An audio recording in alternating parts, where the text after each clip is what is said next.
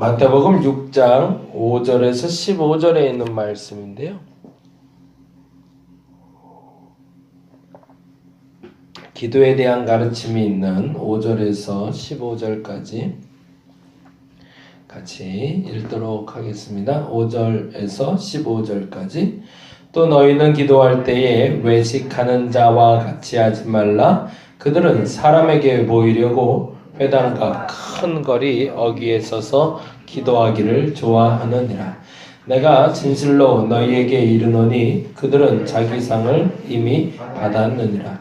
너는 기도할 때에 내 골방에 들어가 문을 닫고 은밀한 중에 계신 내 아버지께 기도하라. 은밀한 중에 보시는 내 아버지께서 갚으시리라. 또 기도할 때에 이방인이 같이 중언부언하지 말라. 그들은 말을 많이 하여야 들으실 줄 생각하느니라. 그러므로 그들을 본받지 말라. 구하기 전에 너희에게 있어야 할 것을 하나님 아버지께서 아시느니라. 그러므로 너희는 이렇게 기도하라. 하늘에 계신 우리 아버지여, 이름이 거룩히 여김을 받으시오며 나라의 임하옵시며 뜻이 하늘에서 이루어진 것 같이 땅에서도 이루어지이다. 오늘 우리에게 일용할 양식을 주시옵고 우리가 우리에게 죄 지은 자를 사하여 준 것 같이 우리 죄를 사하여 주시옵고 우리를 시험에 들게 하지 마시옵고 다만 악에서 구하시옵소서. 나라와 권세와 영광이 아버지께 영원히 있사옵나이다. 아멘. 너희가 사람의 잘못을 용서하면 너희 하늘 아버지께서도 너희의 잘못을 용서하시려니와 너희가 사람의 잘못을 용서하지 아니하면 너희 아버지께서도 너희 잘못을 용서하지 아니하시리라. 아멘. 오늘은 구제에 대한 이야기 조금만 더 하고요. 그리고 기도에 대한 이야기, 우리가 너무 잘 아는 주기도문에 대한 이야기라 그 주기도문에 대한 이야기 조금 살펴보는데 5절과 7절과 14절과 15절 중심으로 좀 보려고 합니다. 물론 이제 주기도문 얘기가 굉장히 중요한 얘기이기 때문에 주기도문은 6가지 강구로 되어 있다고 일단 얘기하거든요. 그 얘기부터 잠깐 먼저 드리고 갈까요? 주기도문은 크게 6가지 강구인데 첫째는 이름을 거룩히 여기게 하옵소서라는 게 첫 번째 강구 9절에 있는 이름이 거룩히 여김을, 두 번째가 나라가 임하시옵소서 그게 10절이고요. 세 번째는 뜻이 하늘에서 이루어진 것 같이 땅에서도 이루어지게 하옵소서. 거룩히 여김을 받은 하나님의 이름이 그 이름에 나라가 임하셔서 이 땅에 이루어지는 하나님의 나라는 저 하늘에서 이루어진 하나님의 나라와 동일한 모습으로 이루어지게 하옵소서라는 뜻이 됩니다. 거룩한 하나님의 이름이 펼쳐져서 나라가 임하시다라는 말은 나라의 통치가 시작되다. 하나님의 통치가 시작되다는 뜻이거든요. 천국이 다른 의미로 하나님의 통치를 말하는데 하나님의 통치가 이루어지게 하옵소서. 그것이 곧 하늘에서 이루어진 것 같이 땅에서도 이루어지게 하옵소서라고 표현하면서 하늘나라, 하나님의 역사, 하나님의 통치에 대해서 이야기하는 3가지를 얘기했다면 우리의 삶의 3가지의 간구를 말하는 것이 11절부터입니다. 그러니까 9절, 10절은 하나님 나라에 대한 간구, 그러니까 너희는 먼저 그의 나라와 그의 의를 구하라. 그리하면 이 모든 것을 너희에게 더하시리라 라는 말씀의 기준처럼 우리가 구해야 될 하나님의 나라와 하나님의 의는 무엇이냐? 하나님의 이름이 더럽혀지지 않고 거룩히 여김을 받으며 그 나라의 통치가 이루어져서 마치 하늘에서 이루어진 하나님의 통치가 이 땅에서도 똑같이 이루어지옵소서라고 기도하는 게 하나님의 나라와 의를 구하는 것이라면 우리가 구해야 될 이 땅의 강구는 크게 3가지다라고 얘기하는데 첫째는 일용할 양식을 주시옵고라는 11절. 이 말은 사실은 6장 1절에 4절 구제라는 말하고 만나고 있습니다. 그래서 그 얘기를 좀 하려고 그래요. 우리에게 일용할 양식을 주시는 이유는 죄를 벗어나게 하기 위함이라는 거예요. 무엇인가 넘치게 갖는 것은 우리의 죄의 근원이 될 수 있기 때문에 무엇인가 모자른 것은 내게 죄의 근원이 될 수 있기 때문에 내게 오늘 하루 필요한 양식만 주옵소서라고 기도하는 것이 맞다라는 겁니다. 다시요. 일용할 양식을 달라고 요청하는 것은 우리가 죄를 짓지 않기 위해서입니다. 그래서 그 얘기를 더 반복을 해요. 그래서 주기도문의 가장 큰 포커스는 주기도문은 간구가 아니라 죄에서 벗어남에 있습니다. 그래서 그 얘기를 계속 강조하는데 그 첫 번째가 오늘 우리에게 일용할 양식을 달라. 가난하게도 말고 부하게도 말라. 그 얘기가 바로 6장 1절에서 4절이죠. 6장 1절 4절 구제 얘기 잠깐 먼저 가면 이렇게 되어 있잖아요. 6장 1절에 이렇게 되어 있습니다. 읽어봅니다. 사람에게 보이려고 그들 앞에서 너희 의를 행하지 않도록 주의하라. 그리하지 아니하면 하늘에 계신 너희 아버지께 상을 받지 못하니라 라고 되어 있는데 상 받으려고 구제하는 것 자체도 잘못된 것. 그건 뭐냐면 하나님께 보이지 않았다라는 게 포커스입니다. 그러니까 사람에게 보여지고 하나님은 보지 못했다가 되는 거거든요. 너희의 구제를 사람들은 봤지만 하나님은 보지 못했다. 어떻게 했을 때? 2절처럼 했을 때. 2절 볼까요? 읽어봅니다. 그러므로 구제할 때 외식하는 자가 사람에게서 영광을 받으려고 회당과 거리에서 하는 것 같이 너희 앞에 나팔을 불지 말라. 진실로 너희에게 이르노니 그들은 자기 상을 이미 받았느니라. 이건 뭐죠? 하나님은 보지 않았대요. 그리고 사람들은 봤대요. 이 구제를 요새 어디서 많이 하는지 아시나요? 이게 무슨 말이에요? 나팔을 분다는 게 뭐냐면 나팔을 뿌 불면서 지금 빵 나눠줄 테니까 오세요. 떡 나눠줄 테니까 오세요. 지금 재미난 잔치 열리니까 오세요. 라는 거거든요. 그래서 가난한 사람들에게 구제할 때 그 사람들이 와서 빵을 얻어갈 수 있도록 나팔을 불어서 알리는 겁니다. 그러면 이제 와서 가져가는 거죠. 그래서 이제 가난한 자들에게 빵을 나눠주고 떡을 나눠주고 음료 나눠주고 옷까지 나눠주고 그거 어디서 많이 하죠? 우리 해외 선교 나가면 많이 하죠. 아이들 데리고 풍선 들고 가서 뭐 사탕 들고 가서 애들 막 가서 오세요 오세요 오세요 해놓고서 애들한테 구제물품 나눠주고 사탕 나눠주고 옷 나눠주고 먹을 거 나눠주고 그리고 1시간 정도 예배 드리고 보내고서 야, 나 복음 전했다 하거든요. 이게 무서운 거죠. 하나님은 못 봤다라고 그러십니다. 난 그들이 오는 것도 못 봤고 니들이 나눠주는 것도 못 봤고 니들이 하는 거 아무것도 못 봤다. 사람에게 보였던 그 모든 것 난 못 봤다라고 얘기하시는 거죠. 그러면 교회에서 하는 구제는 어떻게 하는 거냐? 반대로 해야 된다는 거죠. 그렇게 구제하는 것이 아니다. 아까 말한 대로 구제라는 것은요.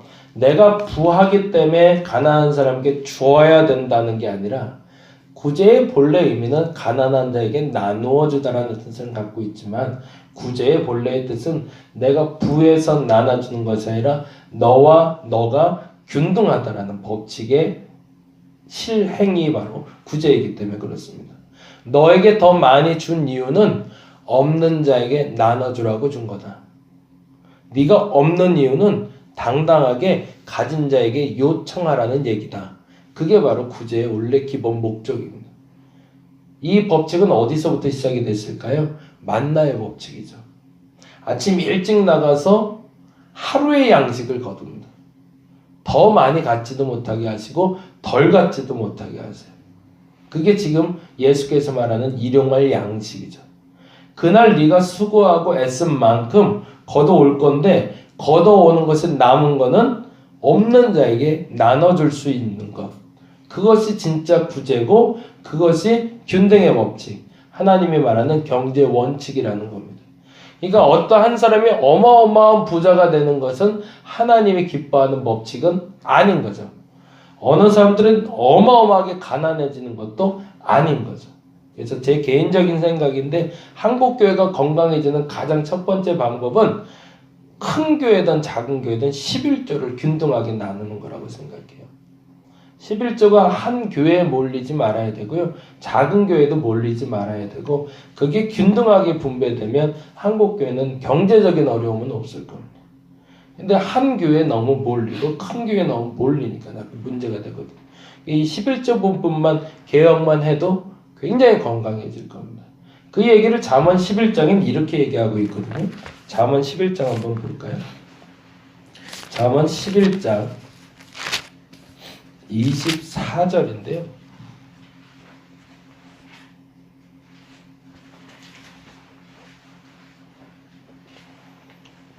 구제에 대한 이야기를 아주 이렇게 재밌게 표현하고 있어요.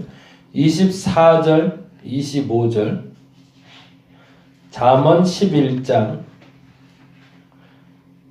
921페이지에 있습니다.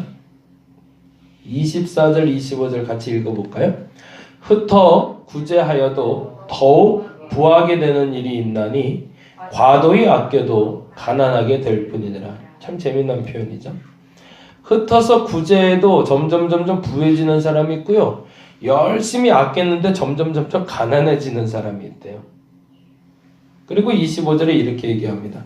구제를 좋아하는 자는 풍족하여질 것이요 남을 윤택하게 하는 자는 자기도 윤택하여지리라. 어떤 표현인 거죠? 정확히 아까 말한 대로 구제를 좋아하는 자가 풍족해진다는 얘기는 그 다음 얘기하고 결과가 나오는 거죠. 남을 윤택하게 하는 자가 자기도 윤택해진대요. 균등해진다는 거죠. 모두가 다 잘 살 수 있는 나라, 모두가 다 경제적으로 풍요로운 나라가 아니라 안정된 나라, 그 나라를 만들어가는 게 하나님의 통치의 원칙인 거죠. 그러니 가난한 자를 폄하하지 말라는 이야기는 사실은 가난한 자는 스스로가 가난해지고 싶어서 그렇게 된 게 아니라는 거죠. 그래서 빌 게이츠라는 분이 그런 얘기를 했다는데 그 말도 참 재밌어요. 태어나기를 가난하게 태어난 건 죄가 아니지만 죽을 때 가난하게 죽는 것은 죄다라는 표현을 썼더라고요. 그 말이 참 의미가 있어요. 태어나서 내가 거하는 상황이 가난한 건 내 탓은 아니잖아요. 부모가 가난할 수 있고 부모가 잘못했을 수는 있지만 그러나 이 경제론자들, 그러니까 경제를 굴리는 사람들 얘기로 빌 게이츠의 입장에선 그 가난을 타개할 수 있는 방법을 스스로에게 주었다라는 거죠. 근데 그거를 우린 신앙적으로 해석을 하자면 가난한 자가 끝까지 가난하게 만드는 건 두 사람이 죄를 짓는 거라는 겁니다. 첫 번째 죄는 누구냐면 내가 게을렀기 때문이고, 그리고 두 번째 죄는 그 가난한 자를 방치한 부자들의 죄가 있다는 거죠. 한국교회가 해야 될 일이고 성도들이 해야 될 일이 그래서 이 가난제거 운동을 해야 되는데, 그러기 위해서 내 안에 가난을 심는 운동을 해야 됩니다. 그걸 저는 자발적 가난이라고 부르고 싶고요. 그것이 저희 교회의 모토이기도 하지만 그리고 여러분의 삶의 모토가 되었으면 좋겠습니다. 가난이란 말이 창피한 단어가 되면 내 안에 들어올 수가 없어요. 근데 가난이라는 말을 다른 말로 해석을 해낼 수 있으면 내 안에 심을 수가 있습니다. 그건 뭐냐면 내가 가진 것, 일용할 양식에 만족할 수 있는 것, 그것을 자발적 가난이라고 얘기합니다. 그건 뭐냐면 내게 들어온 물질, 내게 들어온 소유물 외에는 내가 갖지 않겠다고 믿음으로 선포해버리는 걸 말합니다. 난 200만 원이면 한 달 살 수 있어. 아주 부족하지 않고 아주 넘치지 않게 난 200 정도면 돼. 오케이. 근데 오늘 갑자기 한 100만 원이 더 들어왔어. 그러면 제가 늘 말씀드린 거, 그건 내게 아니라는 얘기죠. 그건 내게 아니고 자발적 가난 실천이라는 건 그 200만 원을 넘치게 들어온 그 100만 원을 분명 누군가를 위해서 준 거니 그 누군가를 위해서 가지고 있다가 나눠줄 수 있어야 된다는 거예요. 그런 사람은 어떻게 한다고요? 남을 윤택하게 하는 자는 그 사람을 윤택하게 해준다는 겁니다. 그게 하늘의 법칙이고 경제 법칙이고 하나님이 우리에게 알려준 법칙이고, 더 중요한 건 주께서 주기도문을 통해서 우리에게 구하라고 말씀하신 방식이라는 겁니다. 근데 우리는 일용할 양식에 만족하지 못하고, 보다 정확히는 내 옆에 있는 가난한 자를 돌보지 않고, 그리고 스스로도 가난을 방치하며 우리 엄마 아빠 때문에 내가 이렇게 가난해 라고 탓만 하고 있는 사람, 그것은 죄다라고 얘기하고 있는 거죠. 다시 한번 마태복음 6장으로 갑니다. 같이 한번 다시 볼게요. 그래서 6장 1절과 2절에는 상이라는 단어로 얘기하는데 그 상이 곡해되지 않고 바르게 해석되려면 아까 잠언 11장 24절 25절을 보면 되는데요. 내가 남을 윤택하게 한 만큼 하나님은 나를 윤택하게 하실 것이고 내가 구제를 하더라도 가난해질 수 있다는 얘기는 그게 하나님은 못 받고 사람은 받다라고 말했기 때문이며 그 말은 아버지께 상을 받지 못했다라는 얘기하고 만나고 있다는 얘기입니다. 내 삶이 윤택해질 수가 없다는 거죠. 내가 하나님의 사람이라면. 돈을 쓰면 쓸수록 건강해지는 사람이 있고 돈을 쓰면 쓸수록 타락하는 사람이 있는데 왜 그런가? 돈을 쓰면 쓸수록 건강해지는 사람은 이 경제 원리를 아는 사람이지만 이 경제 원리를 모르는 사람은 돈을 쓰면 쓸수록 가난해지더라는 거죠. 그리고 나서 3절과 4절에 이렇게 얘기했죠. 6장 3절 볼까요? 6장 3절 너는 구제할 때에 오른손이 하는 것을 왼손이 모르게 하고 그래서 지난주에 말씀드릴 때 그런 얘기 드렸죠. 오른손이 하는 것과 왼손이 하는 일에 대해서 내 진짜 오른손과 왼손이 아니라 긍정적인 것과 부정적인 것 내가 구제를 할 때도 순간 착각해서 순간 교만해질 수 있고 내 거라는 생각 들어올 수 있으니 그 순간을 빨리 버려버리라는 거죠. 나에게 물질을 주신 이유는 이거는 아주 쉽게 이렇게 표현하면 훨씬 더 나아요. 갑자기 오늘 이제 새벽 예배 끝나고 가는데 갑자기 길거리에서 100만 원 주셨어요. 딱 주워갖고 갔단 말이에요. 그러면 순간 무슨 생각이 들까요? 아, 이거 내 거지라는 생각 드는 거죠. 그러지 못하게 하라는 겁니다. 부정적인 생각이 들어올 순간을 아예 제거해버려요. 저건 원래 내 거 아니지? 라고 당연히 얘기해야 되는데 가져가는 사람도 없네? 다음날 와봤는데 또 거기 있어요. 아이 그러면 이게 계속 보여주는 거니까 내 건가 보다? 이게 아니라는 얘기죠. 예전에 한번 그 영상에 떠서 좀 당황스러운 일이 있었는데 초등학교 하나가 10,000원짜리를 길에서 주셔서 기쁜 마음에 경찰서로 가져갔대요. 그죠? 그리고 이건 내가 10,000원 주셨는데 아저씨 이거 주인 돌려주세요. 그랬더니 경찰 아저씨가 그래 잘했어 이거 가서 아이스크림 사 먹어 그러고 돌려줬다는 거잖아요. 이게 그 아이의 마음에 얼마나 상처가 됐겠어요. 그게 우리가 잘못 가르치고 있는 거거든요. 왼손이 하는 일을 오른손이 모르게 하고 오른손이 하는 일을 왼손이 모르게 해야 한다는 얘기는 그 부정적인 마음이 마음에 들어오지 않도록 차단시켜 버려야 된다는 건데 그 순간 그 유혹을 우리는 참을 수가 없더라는 거죠. 그래서 오른손이 하는 일을 왼손이 모르게 순간 들어오는 그 판단력도 제거할 수 있는 마음이 있으면 그때 4절에 이렇게 되는 겁니다. 4절 볼까요? 내 구제함을 은밀하게 하라. 은밀한 중에 보시는 너희 아버지께서 갚으실 거라고. 그러니까 은밀하다는 건 몰래 숨어서 하라는 얘기가 아니라 정말 순수하게 악이 나를 지배하지 못하는 그 순수한 마음에서 드릴 수 있으면 헌금도 마찬가지, 11조도 마찬가지, 구제도 마찬가지 보이지 않게가 아니라 하나님이 보시기에 할 수 있는 행위가 있다면 그건 하나님 반드시 갚으신다는 겁니다. 그래서 11조 복 받는다는 얘기가 11조를 많이 하라는 얘기가 아니라 진짜 11조를 하라는 얘기가 되는 거죠. 그래서 이 얘기가 반복돼서 또 들어오는 게 바로 기도에 대한 이야기에 일용할 양식 얘기가 되는 겁니다. 그러니까 오늘 우리가 가진 것에 대해서 만족할 수 있고 그리고 그 가진 것의 만족뿐만 아니라 나누는 것의 기쁨을 알 수 있는 신앙인이 되시기를 바랍니다. 그리고 나서 다음 얘기를 하는데 그 얘기 빨리 하고 마무리할게요. 그래서 그 다음 얘기가 더 중요한 겁니다. 사실은 9절 10절에 하나님의 나라와 의를 구했잖아요. 그 다음에 내가 구할 것을 구하면 모든 것을 더해 주신다는데 내가 구해야 될 것은 내가 풍요로워지는 것이 아니라 내가 일용할 양식에 만족하는 것을 구하라는 얘기고 그렇게 해서 지켜내야 될 것이 12절 13절이라는 거예요. 같이 읽어봅니다. 우리가 우리에게 죄 지은 자를 사하여 준 것 같이 우리 죄를 사하여 주옵시고. 여기서 죄는요 이건 부채를 얘기합니다. 이게 우리가 생각하는 죄악은 조금 다른 거예요. 살인을 했거나 도둑질을 했거나 이런 얘기가 아니라 부채를 얘기해요. 누군가에게 꿔준 일이 있거든 그걸 갚으라는 거거든요. 가난한 자에게 돕지 못한 건 부채라는 겁니다.